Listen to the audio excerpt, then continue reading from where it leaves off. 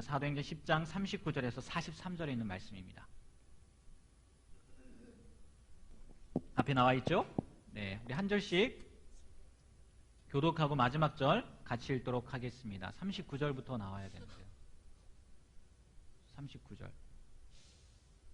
네, 어디로 갔을까요? 39절. 네, 있네요. 자, 제가 먼저 읽고 여러분들도 같이 읽도록, 교독해서 읽고 마지막 절 같이 읽도록 하겠습니다. 우리는 유대인의 땅과 예루살렘에서 그가 행하신 모든 일의 증인이라. 그를 그들이 나무에 달아 죽였으나 하나님이 사흘 만에 다시 살리사 나타내시되 모든 백성에게 하신 것이 아니요 오직 미리 택하신 증인 곧 죽은 자 가운데서 부활하신 후 그를 모시고 음식을 먹은 우리에게 하신 것이라. 우리에게 명하사 백성에게 전도하되 하나님이 살아있는 자와 죽은 자의 재판장으로 정하신 자가 곧 이 사람인 것을 증언하게 하셨고. 우리 함께 읽도록 하겠습니다. 그에 대하여 모든 선지자도 증언하되 그를 믿는 사람들이 다 그의 이름을 힘입어 죄사함을 받는다 하였느니라. 아멘. 네, 오늘도 변함없이 예배의 자리에 함께 하신 여러분을 환영하고 축복합니다. 말씀 속에서요, 오늘 들려지는 말씀 속에서 우리가 어떻게 살아가야 하는지 경험하게 되는 시간이 되길 소망합니다. 먼저 영상 하나 보고 말씀을 계속 이어서 하겠습니다.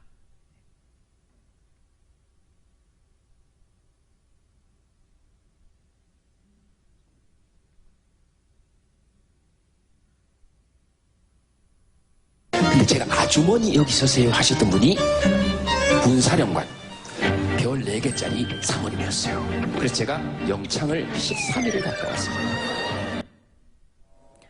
네, 방송인 김재동 씨가 군 복무 시절 겪었다며 방송에서 한 발언입니다.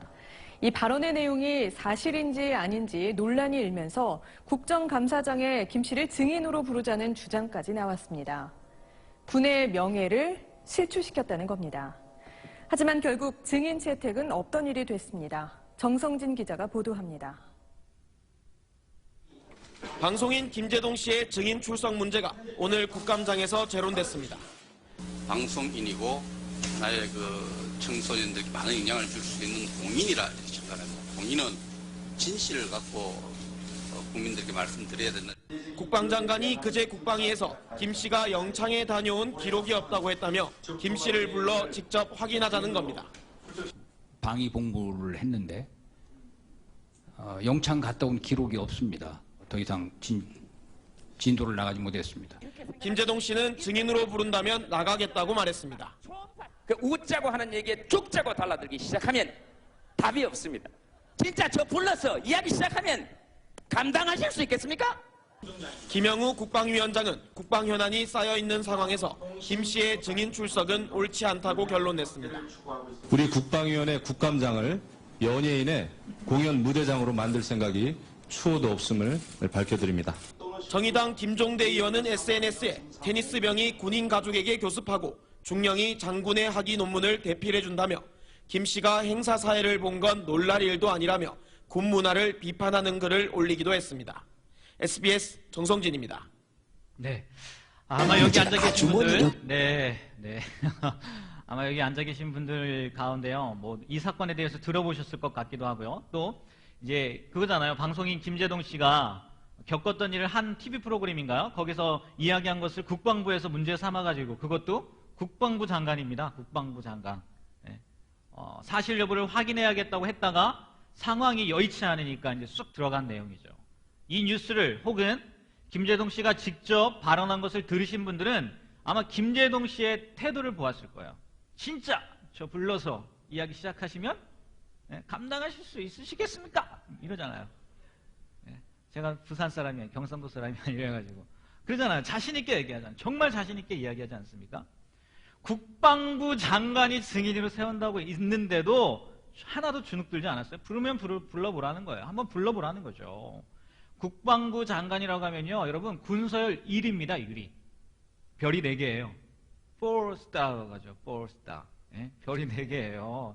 네? 말 그대로 하늘의 별 따기만큼 그 어려운 별을 4개나 가지고 있는 분께서 그렇게 한다는데도 두려워하는 게 아니라 부를 테면 불러보라는 거예요. 어떻게 김재동 씨가 이럴 수 있었겠느냐는 거예요. 군인이 아니니까? 이미 제대했으니까요? 아니면 인기가 많은 사람이니까? 아니면 여론이 김재동 씨 편이니까요? 아닙니다. 이유는 단 하나라는 거예요. 사실이기 때문이라는 거죠. 자기가 지금 이야기하는 것들이 거짓이 아니라 사실이기 때문에 그렇다는 거예요. 자신이 직접 경험한 일이기 때문에 그렇게 꺼리낌이나 두려움도 없었다는 거죠. 만약 불러만 준다면, 정말 그 김재동 씨의 말처럼 불러만 준다면 자기가 겪은 더 많은 것들을 이야기할 수 있기에 그렇게 자신 있던 거라는 거죠. 이것이 진짜 증인된 사람의 모습이라는 거예요. 증인은요, 법률적 용어로 소송 당사자는 아니지만 자기가 듣고 본 사실을 진술하는 사람을 말합니다. 또한 어떤 사실을 증명할 수 있는 사람을 뭐라고 얘기해요? 증인이라고 이야기해요. 왜 제가 계속 이런 이야기를 하는지 아십니까? 오늘 말씀을 한번 다시 보겠어요. 39절과 42절, 43절이에요. 우리 39절 먼저 한번 읽어볼까요? 39절 말씀입니다. 네, 다 같이 한번 읽어봅니다. 시작. 우리는 유대인의 땅과 예루살렘에서 그가 행하신 모든 일의 증인이라. 그를 그들이 나무에 달아 죽였으나. 네, 우리는 증인이랍니다. 그리고 42절, 43절입니다. 또 42절, 43절 같이 읽습니다. 우리에게 명하사 백성에게 전도하되 하나님이 살아있는 자와 죽은 자의 재판장으로 정하신 자가 곧 이 사람인 것을 증언하게 하셨고 그에 대하여 모든 선지자도 증언하되 그를 믿는 사람들이 다 그의 이름을 힘입어 죄사함을 받는다 하였느니라. 아멘. 예. 지금 여기서 우리는 증인이라고 얘기하는데 우리가 누굴까요? 우리요? 이 말씀 가운데에서 우리를 누구를 얘기하냐? 먼저는 베드로를 얘기합니다. 예수님의 12 제자 가운데 한 명, 사도 베드로를 이야기해요. 지난주 고넬료가 하나님의 천사의 지시로 요빠에 사는 누구를 찾아왔습니까? 베드로를 찾아갔잖아요. 베드로가 그 이야기를 듣고 베드로가 초청을 받아서 지금 그 요빠의 무두장이 시몬의 집에 있다가 베드로도 그 사이에 하나님의 계시를 받습니다. 뭐 짧게 얘기한다면 고넬료가 보내는 그 순간에 베드로도 하나님의 지시를 받아서 누가 올 건데 가라, 두려워하지 말고 가라 해서 베드로도 같이 갑니다. 그 사람들과. 그래서 그 한 명이 베드로고요. 또 우리라고 했지 않습니까? 요빠에서 베드로와 함께 2명이 같이 간다는 거예요. 그래서 이 세 사람을 이야기하는 거예요. 그래서 우리는 바로 베드로를 포함한 그 2명을 가리킨다는 거죠. 이 우리가 증인이라는 거예요. 그렇다면 무슨 증인일까요? 어떤 증인일까요? 이들이 증언해야 할 내용은 무엇일까요? 김대중 씨는 군대에서 별 4개의 사모님을, 별 4개 가지고 있는 분의 사모님을 아줌마라고 했다가 영창에 갔다 온 것에 대해서 증언할 수 있었다면 이들은 무엇에 대해서 증언할 수 있었겠느냐는 거예요. 예. 성경은 그것을 아주 친절하게 설명하고 있어요. 오늘 읽은 말씀 가운데요. 제가 그래서 정리했습니다. 4가지입니다. 네. 4가지. 자, 첫 번째 뭐라고요? 그들이 그를 나무에 달아 죽였다는 것을 증언하는 증인이라는 거예요. 그리고 2번째는 뭡니까? 하나님께서 그를 사흘, 곧 3일 만에 다시 살리셔서 우리 앞에 나타났다는 겁니다. 3번째는요, 하나님께서 그를 살아있는 자와 죽은 자의 무엇으로요? 재판장으로 정했다는 거. 그리고 4번째는요, 그를 믿는 사람들은 다 그의 이름을 힘입어 죄사함을 받는다는 거. 이게 증거했다는 거예요. 이걸 그들이 증언해야 될 내용이었다는 거예요. 그를 나무에 달았다고 했습니다. 첫 번째. 그가 누군데요? 마호메트요? 고타마 시타라타? 이만희 씨요? 안상홍 씨요? 안상홍님은 죽었죠? 장길자 씨요? 아니라는 거예요. 누굽니까? 그가 누구예요? 예수 그리스도예요. 그리고 베드로와 함께 간 사람들이 증언해야 될 사람이 누구였냐? 죽인 사람이 누구였냐? 예수 그리스도였다는 거예요. 그런데 이 예수님이 AD 30년경입니다. 우리는 지금 2016년을 살고 있죠? AD 30년경에 예루살렘 근처 골고다 언덕에서 십자가에 달려 죽었다는 거야. 이 예수라는 사람이. 그래서 그 시체를 돌무덤에 뉘었습니다. 근데 그분이 살아났다는 거예요. 다시 3일 만에 3일째 되는 날 다시 살아났다는 거예요. 어떻게 알 수 있느냐고요? 지금 이 사람들이 그 사건에 대한 증인이라는 거예요. 자기들 앞에 똑똑히 나타나셨을 뿐만 아니라 함께 밥까지 먹었대요. 죽은 사람이 어떻게 밥을 먹습니까? 바로 그 현장 가운데, 부활의 현장 가운데 누가 있었다는 거예요? 베드로가 있었다는 거예요. 다시 말해서 김재동 씨가 군에서 겪었던 것이 사실이었던 것처럼 베드로도 예루살렘에서 겪은 것이 사실이라는 거예요. 그런데 여기서 끝나지 않고요. 이 예수님을 하나님께서 산 사람과 죽은 사람을 재판할 권리, 곧 재판장으로 세우셨다는 거예요. 재판은 왜 하는 겁니까? 네, 아까 군에서 증인으로 데려온다고 했는데 재판은 왜 하는 거예요? 이 사람이 잘못을 했는지 안 했는지 판가름하려고 재판하는 거 아닙니까? 무죄인지 유죄인지 판단하려고 재판하는 거 아니에요? 재판관으로 삼으셨는데 하나님이 예수님을 우리에게 죄가 있는지 없는지 판단하게 하셨다는 거예요. 그러면요, 여러분, 큰일입니다. 왜요? 죄가 없는 사람은 단 한 사람도 없거든요. 이 세상에 나는 죄 없다고 하는 사람은 단 한 사람도 없어요.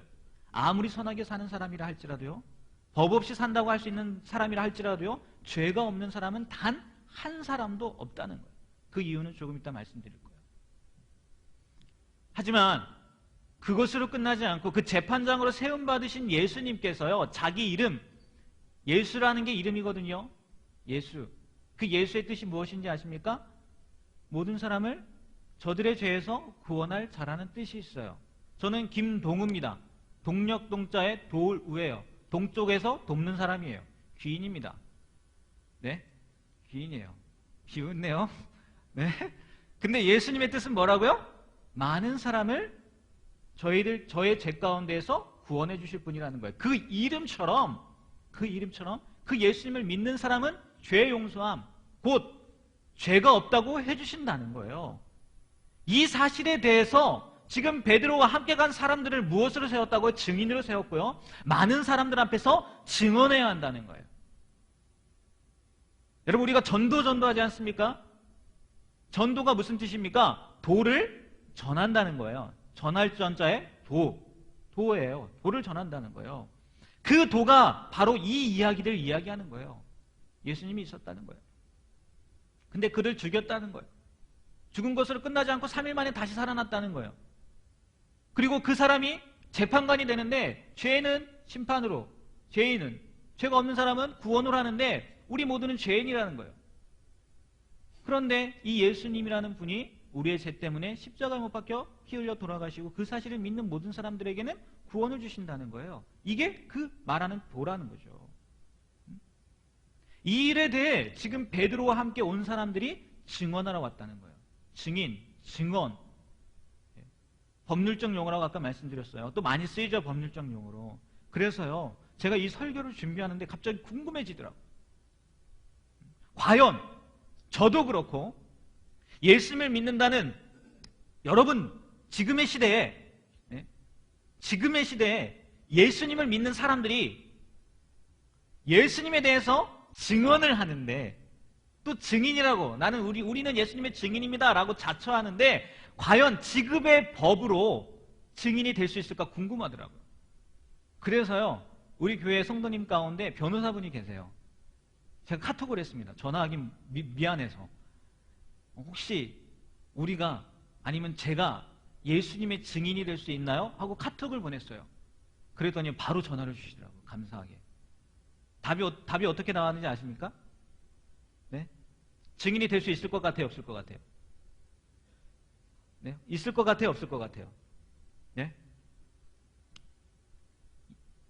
그분이 하시는 이야기가 이겁니다. 우리는 증인으로서 가치조차도 없대요. 가치조차도 없대요. 이유는 간단하대요. 위에서 증인에 대해서 제가 잠깐 말씀드렸잖아요. 자기가 듣고 본 사실을 진술하는 사람이 뭐라고요? 증인이라는 거예요. 그러면 우리는 증인의 요건조차도 안 된다는 거예요. 왜요? 2000년 전의 일을, 지금 일어난 일이 아니잖아요. 2000년 전의 일에 증인이 된다는 것은 말도 안 된다는 거예요. 그러니까 법률적으로, 세상이 정하는 법의 기준으로 우리는 증인이 안 된다는 거예요. 저도 그렇고 여러분들도 증인이 안 된다는 거예요. 예수님에 대해서 증언할, 예수님은 틀림없이 살아계신 분이고 그렇게 분이라고 증언할 자격도 가치도 없는 사람이라는 거예요. 법률적으로 보면. 네. 좋으시지 않습니까? 안전해도 되잖아요. 가치도 없으니까. 네? 전도 안 해도 되는 거잖아요. 가치도 없는데. 증인의 자격도 없는데. 자, 그럼 우리 조금만 더 한번 생각해보죠. 이러한 법률적인 방법으로 증인을 생각해 본다면 말이에요. 베드로, 오늘 말씀 가운데 나오는 베드로 있잖아요. 증인의 자격이 있을까요, 없을까? 이 시대에. 있어요, 없어요? 있지요. 자기가 봤다는 거예요. 직접 경험했다는 거예요. 만났다는 거예요. 그리고 그분과 같이 밥도 먹었다는 거예요. 죽었던 사람이 3일에 다시 살아나가지고 내가 그 사람과 같이 밥을 먹었다는 거예요. 증인의 자격이 된다는 거죠. 그리고요, 성경을 보니까요, 이걸로 안 끝나더라고요. 고린도전서 15장 2절에서 8절 말씀입니다. 여러분, 이 말씀이 있었는지 없었는지 아마 모르신 분들 계실 거예요. 자, 다 같이 한번 제가 한 절 읽고 여러분들이 한 절 읽어볼게요. 제가 먼저 읽습니다. 너희가 만일 내가 전한 그 말을 굳게 지키고 헛되이 믿지 아니었으면 그로 말미암아 구원을 받으리라. 내가 받은 것을 먼저 너희에게 전하였노니 이는 성경대로 그리스도께서 우리 죄를 위하여 죽으시고 장사 지낸 바 되셨다가 성경대로 사흘 만에 다시 살아나사 게바에게 보이시고 후에 12 제자에게와 그 후에 500여 형제에게 일시에 보이셨나니 그 중에 지금까지 대다수는 살아있고 어떤 사람은 잠들었으며 그 후에 야고보에게 보이셨으며 그 후에 모든 사도에게와 우리 8절 같이 있습니다. 맨 나중에 만삭되지 못하여 난 자 같은 내게도 보이셨느니라. 아멘. 지금 사도 바울이 고백하는 거거든요. 그런데 여기 게바 나오지 않습니까? 게바. 개를 보라는 얘기가 아니에요. 게바가 누구예요? 게바가 누구예요? 베드로를 얘기하는 겁니다. 베드로의 또 다른 이름, 예수님이 별명을 지어주시지 않습니까? 반석, 게바라는 거예요. 게바가 베드로도 봤다는 거예요. 그리고 베드로만 본 게 아니라 12 제자에게도 보이셨고 6절에 뭐랍니까? 500여 형제들에게 보였다는 거예요. 거기서 끝나지 않고 그 중에 대다수는 많은 사람이 지금도 살아있다는 거예요. 지금 고린도전서에 기록하는 그 시대에. 지금 무슨 이야기를 하는 겁니까? 예수님의 부활에 대해서 뭐 하는 거예요? 뭐 하는 거예요? 증언하고 있는 거예요. 만약 이게 거짓이었다면요, 사람들이 뭐라고 했을까요? 난리 났죠.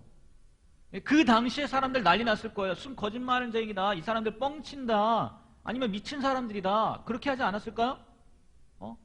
그래서요, 정말 난리가 났습니다. 정말 난리가 났는데 오히려 그 사실에 대해 믿음으로 난리가 났다는 얘기죠. 우리가 지금 사도행전 계속 이 얘기하잖아요. 예전에 무슨 얘기했습니까? 베드로가 설교하는데 한 번에 몇 명이 돌아온다고요? 3,000명이 회개하는 거예요. 베드로의 이 증언, 예수님에 대한 증언을 듣고요, 3,000명이 회개합니다. 난리 난 거죠. 3,000명으로 끝나지 않아요. 또 몇 명이요? 나중에 보니까 5,000명이 돌아와요. 난리가 났죠. 그래서 지금 예루살렘에서 꽤 떨어진 고넬료가 있는 가이사랴까지 지금 누가 전해지는 거예요? 예수님이 전해지는 거잖아요. 누구를 통해서요? 베드로를 통해서. 같이 간 사람들을 통해서 예수님이 전해지는 거잖아요. 좋습니다. 우리가 지금 현재 법률적으로 증인의 자격, 가치조차도 없다고 할지라도, 네, 없어요. 우리는 그때 살던 사람이 아니라서 없어요. 없다 할지라도 지금 전하는 거, 우리가 이야기하는 거 무엇을 전하는 겁니까? 거짓말을 전하는 거예요? 아니라는 거죠. 이미 2000년 전에 수많은 증인들에 의해서 결정된, 보여진 그 일에 대해서 우리는 사실을 이야기하는 거예요. 만약에 그 법률적으로만 따진다면 거짓말하는 게 아니라는 거예요. 그저 있는 사실을 전해주는 사람이라는 거죠. 그럼 이 사실조차 믿지 못하는 사람들은 도대체 뭐냐는 거예요. 거짓말이라면 이미 그때 들통나야 되잖아요. 하지만 그 어디에도요, 그것이 거짓말이었다고 오히려 반대 증언하는 사람들이 증언이 아니라 증명하는 사람들이 없다는 거예요. 지금 우리나라 상황 보십시오. 거짓말 들통나요, 안 나요? 나요. 대통령이건 뭐건 간에요, 거짓말한 거는요, 거짓말한 건 들통나게 돼 있다고요. 그런데 지금 2000년이 지난 지금까지도요, 이 이야기들이 전해지고 있는 거예요. 또 생각해 보십시오, 여러분. 독립을 위해서 지난주도 그렇지만 어제 무한도전을 보면서 여러분들 보셨나요? 촛불 집회 가신 분들은 못 보셨겠지만 감동이더라고요. 우리나라를 위해서 자기의 목숨을 바친 사람들 정말 감동이더라고요. 우리의 독립을 위해서요. 목숨을 바쳐도 거짓말을 위해서 거짓말을 위해서 목숨을 내놓을 수 있을 것 같아요? 그러면 지금 배신 안 하죠. 뭐 배신 얘기한다고 하는데 뭐 그 부하들 뭐 문고리 3인방이라고 하는데 배신 안 하죠. 또 사랑을 위해서 사랑하는 사람을 위해서 목숨을 내놓을 수는 있지만 말도 안 되는 거짓말을 위해서 목숨을 내놓을 수 있겠느냐는 거예요. 상식적으로 그렇지 않다는 거죠. 그런데 지금도 수많은 사람들이 이 예수님을 전하기 위해 자신들의 목숨을 내놓았고 아직도 그러고 있다는 거예요. 오늘의 내용을 전하고 있는 베드로도요, 고넬료와 함께한 가족들과 친척들과 가까운 친구들에게 직접 자신이 경험한 증인으로서 그 예수님을 전해주고 있는 거고요. 나중에 베드로도 결국 이 사실을 전하다가 죽게 돼요. 왜요? 확실한 경험이 있으니까. 난 이게 사실인 걸 아니까. 거짓이 아니니까. 그리고 지금 여러분은 법률적으로 전혀 증인으로서 가치조차도 없는 저를 통해서요, 그 사실을 전달받고 있는 거예요.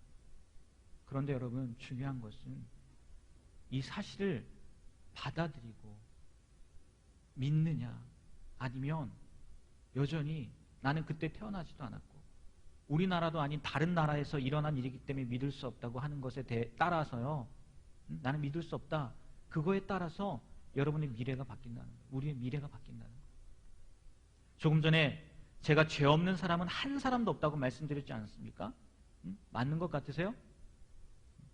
그런데요, 이 말에 대해 반감을 사는 분들이 세상에 꽤 많다는 거예요. 왜? 자기는 어렸을 때부터 선하게 살았다는 거예요. 착하게 살았다는 거예요.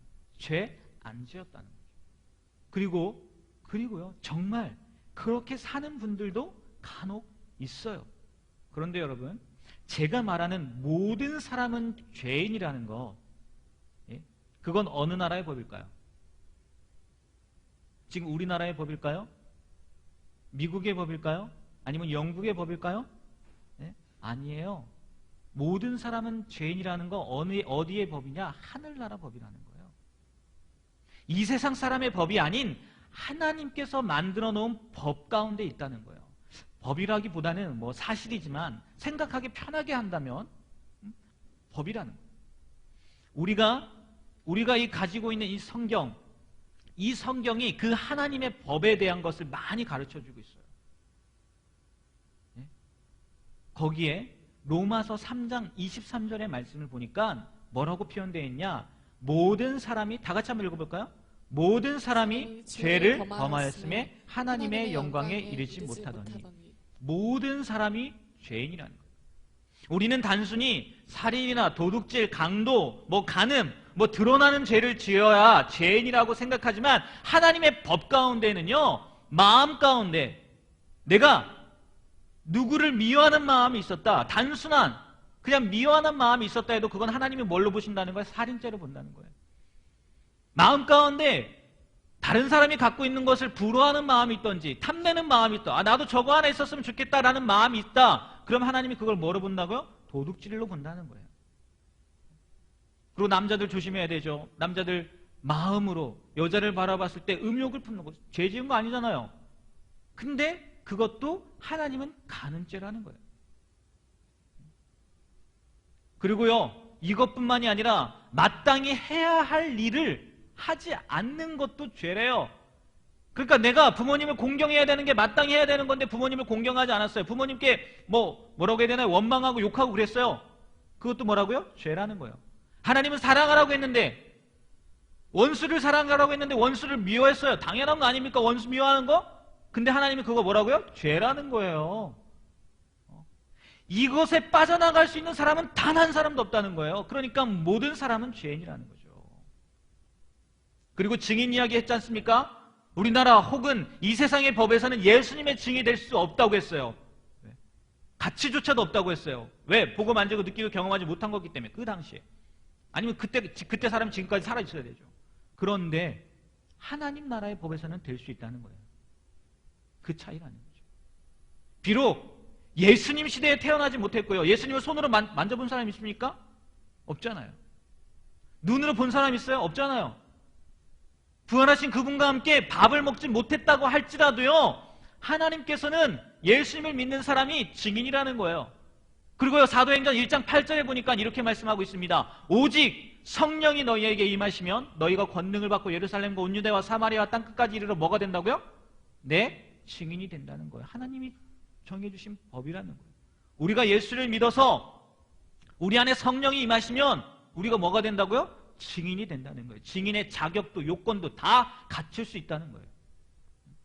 그래서 예수님께서 제자들에게 명령하신 거고, 뭐 이들은 본 사람들이니까 뭐 두말할 나위 없겠죠. 그런데 나중에 그 현장에 있지 않았던 사람, 같이 밥을 먹지 않았던 사람들조차도 그 제자들의 증언을 듣고 다시 한번 그들이 또 뭐가 돼요? 증인이 된다는 거죠. 그들이 또 다른 사람들에게, 그리고 결국 누구에게까지 온 거예요? 우리에게까지 오게 되었다는 거죠. 심지어 스데반을 죽이는데 앞장서고 예수님을 믿는 사람들을 잡기 위해 다메섹까지 갔던 바울이 이 예수님을 만난 후에 기록한 편지 가운데요, 어떻게 기록이 되어 있냐? 빌립보서 3장 20절에 보니까요, 그러나 우리의 시민권은 하늘에 있는지라 거기로부터 구원하는 자 곧 예수 그리스도를 기다려오니. 지금 사도 바울이 얘기하는 게 뭐예요? 우리의 시민권이 어디에 있다고요? 어디 있다고요? 하늘에 있다는 거예요. 무슨 말입니까? 이중 국적자라는 거예요. 우리는 이중 국적을 갖고 있다는 거예요. 이 땅에 살고 있어서 한국의 법을 따라야 되고, 네? 그리고 그 법에 따라 살지 못하면 벌을 받는 거고, 또 그 보호 아래 있어야 되는 거지만, 예수 믿는 사람들에겐 또 무슨 권리가 있다고요? 천국의 시민권이 있다는 거예요. 하늘의 법, 하나님의 법에 따라 살게 된다는 거죠. 그런데 거기 법으로는 우리도 뭐라고요? 증인이라는 거예요. 증인이 될 수 있다는 거죠. 그래서 얼마든지 증언할 수 있다는 거예요. 결론입니다. 여러분, 예수님에 대해 무엇을 어떻게 알고 계세요? 그저 2000년 전 이스라엘이라는 작은 나라에서 태어났다가 실없는 소리하다 죽은 그런 사람 중 한 명으로 알고 계십니까? 아니면 이 세상 어떤 성인도 예수님처럼 내가 하나님의 아들이고 이 세상의 죄를 용서하기에 왔다고 선포하며 다닌 사람이 없거든요. 예수님만 그랬어요. 그 어떤 사람도 그렇게 얘기하지 않았어요. 그때부터 지금까지, 아니 앞으로도 영원히 예수님은 온 인류의 죄를 위해 십자가에서 못 박혀 피 흘려 죽으신 분이시고, 죽은 것으로 끝나지 않고 3일 만에 다시 살아나셨고, 지금도 살아계시며 그를 믿는 자에게는 생명의 부활로, 그렇지 않는 자, 믿지 않는 자에게는 심판의 부활로 나타내신 분이라고 믿으시겠냐는 거예요. 어떻게 예수님은 알고 계시냐는 거예요. 그리고 우리는 이 일에 증인이라는 것에 대해서 무엇을 알고 계십니까? 아니 무엇을 어떻게 알고 계세요? 세상의 법으로는 증인의 가치조차 없는 존재이지만 하나님의 법에 의하면 예수님을 믿음으로 성령을 선물로 받은 모든 사람은 한 사람도 빠짐없이 증인이라는 거예요. 여러분 모두가 증인이라는 거예요. 그 사실을 기억하시길 바랍니다. 김재동 씨는요, 자신을 위한 증언이기에 자신만 구원할 수 있을 거예요.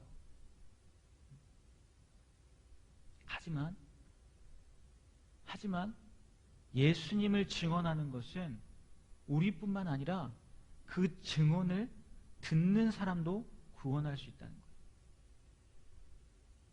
그러면 생명을 살리는 것보다 중요한 것이 있겠습니까? 네. 생명을 살리는 것보다 중요한 거 있어요?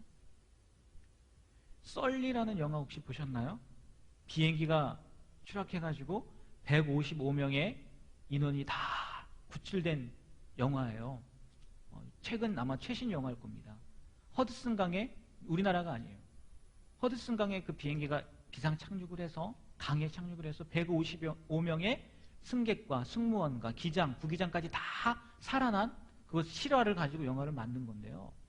그 영화 가운데 보면 그 톰 행크스가 주인공으로 나오는데 다 빠져나오잖아요. 다 빠져나와서 그 사람이 무슨 얘기를 하는 사람한테 계속 묻는 게 뭐냐면 150여 명 다 살았냐는 거예요. 숫자 맞냐는 거예요. 155명 다 살았냐는 거예요. 그 사람의 생각 가운데는요, 뭐밖에 없는 거예요? 살았는지 죽었는지. 비행기가 어떻게 되고 뭐가 상관없는 거예요. 같이 탔던 사람들이 죽었는지 살았는지 그것만 확인하더라고요. 그리고 나중에 155명이 다 살았다는 이야기를 듣고 안도하더라고요. 생명보다, 생명을 살리는 일보다 중요한 일이 이 세상에 어디 있겠냐는 거예요. 먼저 여러분, 여러분이 증인으로서 떳떳하게 당당하게 사시게 되길 바랍니다. 몰래 감추면서 믿지 말라는 거예요. 부끄럽지만 제가 과거에 그랬어요. 왜 감출까요? 자신 없는 거죠. 확실하지 않는 거죠. 더 나아가 믿지 못하는 거 아니에요? 제가 그랬다니까요. 제가 너도 교회 다니라는 얘기를 들었다니까요. 얼마나 창피합니까? 여러분, 드러내놓고 사시길 바랍니다. 네. 증인의 삶을 사시게 되길 바라요. 네. 증언하란 말씀이에요. 꼭 나는 용기가 없어서 증언하지 못하시겠다면 있는 사실이라도 전달하세요. 있는 사실이라도. 그들이 믿고 안 믿고는 우리가 결정한 일이 아니에요. 우리는 그저 증인으로서 뭐만 하면 돼요? 증거만 하면 돼요. 우리 옆에 계신 분들과 이렇게 인사하고 마칠게요. 내가 예수님의 증인입니다. 내가 증언하겠습니다. 네? 증언하시겠어요? 네, 하시게 되길 바랍니다. 부끄럽게 살지 않으셨으면 좋겠어요. 세상 사람들 앞에서요, 당당하게 나는 예수 믿는 사람이라고 증언하면서 사셨으면 좋겠습니다.